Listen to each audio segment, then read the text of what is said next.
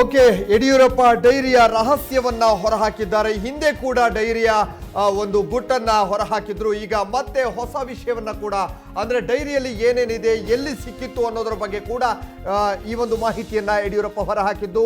ಹಿಂದೆ ಡೈರಿ ವಿಚಾರ ಹೇಳಿದಾಗ ಏನು ಸಿದ್ದರಾಮಯ್ಯ ಅವರೊಂದು ಪ್ರಶ್ನೆಯನ್ನ ಕೇಳಿದ್ರು, ಈ ಡೈರಿ ಎಲ್ಲಿ ಸಿಕ್ತು, ಈ ಡೈರಿ ಯಾವುದು ಅನ್ನೋದ್ರ ಬಗ್ಗೆ ಅವರು ಮಾಹಿತಿ ನೀಡಲಿ ಅನ್ನೋದು ಕೂಡ ಹೇಳಿದ್ರು. ಈಗ ಅದ್ರ ಬಗ್ಗೆ ಮಾಹಿತಿಯನ್ನ ನೀಡಿದ್ದಾರೆ ಯಡಿಯೂರಪ್ಪನವರು.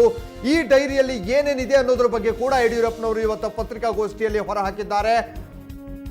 ಏನು ಸ್ಟೀಲ್ ಫ್ಲೈಓವರ್ನ ವಿಚಾರವನ್ನ ಕೂಡ ಈ ಡೈರಿಯಲ್ಲಿ ಮೆನ್ಷನ್ ಆಗಿರುವಂಥದ್ದು, ಈ ಡೈರಿಯಲ್ಲಿ ದಾಖಲಾಗಿರುವಂಥದ್ದು.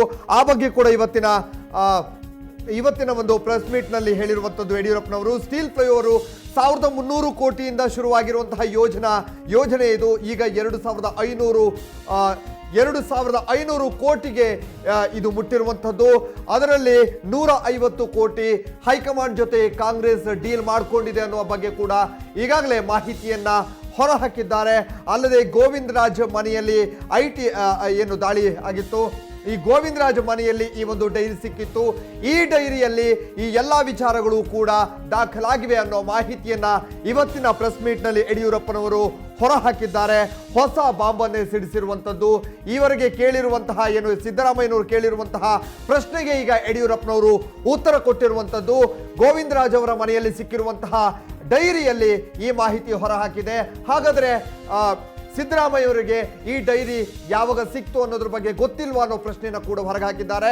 ಒಂದು ವೇಳೆ ಈ ಡೈರಿಯಲ್ಲಿರುವಂಥದ್ದು ನಿಜ ಆದ್ರೆ ಏನು ಸಿದ್ದರಾಮಯ್ಯನವರು ಮುಖ್ಯಮಂತ್ರಿ ಸ್ಥಾನಕ್ಕೆ ರಾಜೀನಾಮೆಯನ್ನ ನೀಡ್ತಾರಾ ಅನ್ನುವ ಪ್ರಶ್ನೆಯನ್ನ ಕೂಡ ಈ ಒಂದು ಪ್ರೆಸ್ ಮೀಟ್ ನಲ್ಲಿ ಕೇಳಿದ್ದಾರೆ. MLC ಗೋವಿಂದರಾಜ್ ಅವರು ದಯಮಾಡಿ ಇದನ್ನ ಮಾಧ್ಯಮದ ಸ್ನೇಹಿತರು ಗಮನಿಸಬೇಕು. ಅವರೊಂದು ಹೇಳಿಕೆಯನ್ನು ಕೊಟ್ಟಿದ್ದರು ಪತ್ರಿಕೆಯಲ್ಲಿ. ಕೇಂದ್ರದ ಅಟಾರ್ನಿ ಜನರಲ್ ಅವರು ಸಹಾರಾ ಪ್ರಕರಣದಲ್ಲಿ ಮೋದಿಯವರ ಪರ ವಾದಿಸುವಾಗ ಬಿಡಿ ಕಾಗದಗಳು ಹಾಗೂ ಡೈರಿಗಳನ್ನು ಪ್ರಕರಣದಲ್ಲಿ ಪರಿಗಣಿಸಲು ಸಾಧ್ಯವಿಲ್ಲ ಅಂತ ಹೇಳಿದ್ದಾರೆ. ಅಂದರೆ ಪ್ರಧಾನಿಗೊಂದು ನ್ಯಾಯ, ಬೇರೆಯವರಿಗೊಂದು ನ್ಯಾಯವೇ ಅಂತೇಳಿ ಗೋವಿಂದರಾಜ್ ಹೇಳಿದ್ದಾರೆ. ಅಂದರೆ ಬಹಳ ಸ್ಪಷ್ಟವಾಗಿ ಡೈರಿನಲ್ಲಿರುವಂಥ ಮಾಹಿತಿಗಳು ಸರಿ ಅನ್ನೋದನ್ನ ಅವರು ಒಪ್ಕೊಂಡಿದ್ದಾರೆ ಅನ್ನೋಂಥದ್ದು ಇದರಿಂದ ಮೇಲ್ನೋಟಕ್ಕೆ ಸಾಬೀತಾಗುತ್ತೆ, ಸ್ಪಷ್ಟ ಆಗುತ್ತೆ.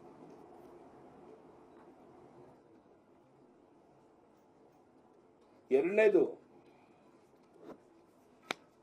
ನಾನು ಗೋವಿಂದರಾಜ್ ಮೇಲೆ ಆರೋಪ ಮಾಡ್ತಾ ಇಲ್ಲ. ಅವರೊಂದು ರೀತಿ CM ಅವರ ಪರವಾದಂಥ ಒಬ್ಬ ಟ್ರೆಜರರ್, ಇನ್ಯಾರ್ಯಾರಿದಾರೋ ಗೊತ್ತಿಲ್ಲ, ಅದರಲ್ಲಿ ಇವರು ಒಬ್ರು ಪೋಸ್ಟ್ ಮ್ಯಾನ್ ಕೆಲಸ ಮಾಡ್ತಾರೆ. ಅವರು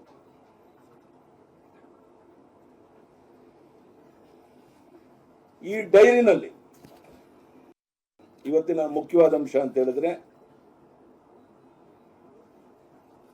ಈ ಉಕ್ಕಿನ ಮೇಲ್ಸೇತುವೆ ಸ್ಟೀಲ್ ಫ್ಲೈಓವರ್ ಇದು ಮೊದಲಿನಿಂದಲೂ ವಿವಾದಗ್ರಸ್ತ ಆಗಿರುವಂತದ್ದು ನಿಮ್ಗೆಲ್ಲ ಗೊತ್ತಿರುವಂತ ಸಂಗತಿ. ಅಂದಾಜು ವೆಚ್ಚ 1350 ಕೋಟಿ ಇದ್ದದ್ದು 1791 ಕೋಟಿ ಆಗಿ 2200, 300, 400 ಕೋಟಿಗೆ ಹೋಗ್ತಾ ಇದೆ.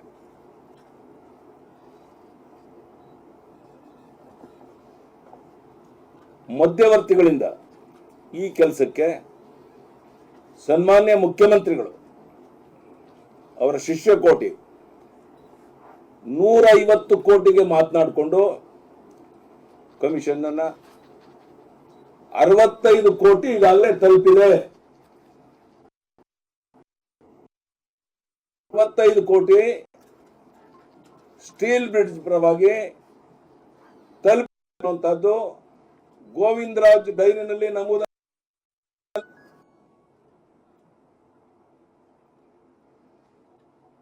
ಡೈರಿ ಬಿಡುಗಡೆ ಆದರೆ, ಸತ್ಯ ಹೊರಬಂದ ಮೇಲೆ ನಾನು ಮುಖ್ಯಮಂತ್ರಿಗಳು ನೇರವಾಗಿ ಪ್ರಶ್ನೆ ಕೇಳ್ತೇನೆ.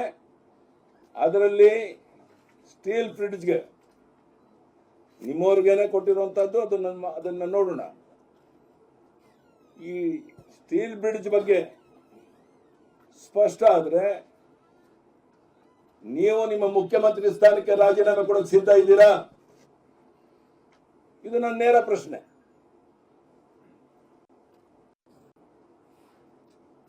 ಒಂದು ರಾಷ್ಟ್ರೀಯ ಪಕ್ಷದ ಜವಾಬ್ದಾರಿ ಸ್ಥಾನದಲ್ಲಿ ಇದ್ಕೊಂಡು ಈ ಮಾತನ್ನ ನಾನು ಮುಖ್ಯಮಂತ್ರಿಗೆ ಸವಾಲಾಗ್ತಾ ಇದ್ದೇನೆ, ಕೇಳ್ತಾ ಇದ್ದೇನೆ, ಸ್ಪಷ್ಟೀಕರಣ ನೀಡಿ. ವಿಧಾನಮಂಡಲದ ಅಧಿವೇಶನ ನಡೀತಾ ಇದೆ.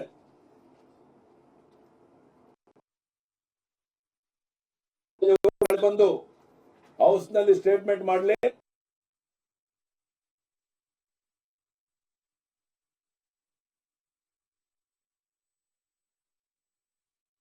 ಡೈರಿ ಸಿಕ್ಕಿ ಸೀಸ್ ಆಗಿರುವಂತದ್ದು ಅಲ್ಲ ಅಂತ ಹೇಳಿ ಅವರು, ಅಥವಾ ಇಡಿ ಅವರು ಕರೆದು ಈಗಾಗಲೇ ಅವರ ಬಗ್ಗೆ ತನಿಖೆ ಪ್ರಾರಂಭ ಮಾಡಿದ್ದಾರೆ ಅನ್ನೋದನ್ನ ಅಲ್ಲ ಅಂತ ಹೇಳಿ, ಅಥವಾ ಸ್ಟೀಲ್ ಬ್ರಿಡ್ಜ್ ಬಗ್ಗೆ 65 ಕೋಟಿ ಸಂದಾಯ ಆಗಿದ್ದ ಡೈರಿನಲ್ಲಿ ಇಲ್ಲ ಅಂತ ಅವ್ರು ಹೇಳಿ ನಾಳೆ ಹೌಸ್ ನಲ್ಲಿ.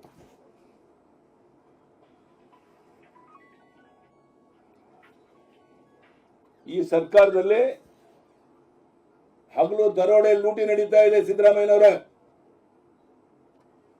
ಆ ಡೈರಿ ಬಗ್ಗೆ ನಿಮ್ಗೆ ಎಲ್ಲ ಮಾಹಿತಿಗಳು ಗೊತ್ತಿದೆ.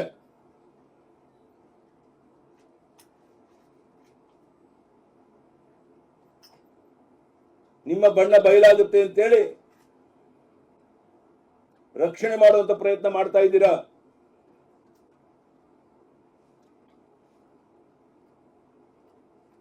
ಈಗಾಗಲೇ ರಾಷ್ಟ್ರೀಯ ಹಸಿರು ಮಂಡಳಿ ಚೆನ್ನೈ ಪೀಠ ಈ ಸ್ಟೀಲ್ ಬ್ರಿಡ್ಜ್ ಬಗ್ಗೆ ಹೈಕೋರ್ಟ್ ತಡೆಯಾಜ್ಞೆ ನೀಡಿದೆ.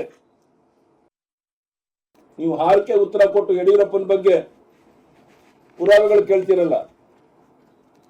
ನಮ್ಮ ಕಾಂಗ್ರೆಸ್ನ ಕೆಲವು ಸಚಿವರು ಇನ್ಕ್ಲೂಡಿಂಗ್ ಮುಖ್ಯಮಂತ್ರಿಗಳು ಈಗ ಹೇಳಿ ಉತ್ತರವನ್ನ ಸ್ಪಷ್ಟೀಕರಣ ಹೇಳಿ ಅಸೆಂಬ್ಲಿ ಒಳಗಡೆ ಹೇಳಿ ಈ ಡೈರಿ ಸುಳ್ಳು, ಇದರಲ್ಲಿ ಏನು ಸತ್ಯಾಂಶ ಇಲ್ಲ ಅಂತೇಳಿ ನಾಳೆ ಡೈರಿ ವಿವರ ಬಂದ ಮೇಲೆ ನಾನು ರಾಜೀನಾಮೆ ಕೊಡಕ್ಕೆ ಸಿದ್ಧ ಇದ್ದೇನೆ ಅಂತೇಳಿ.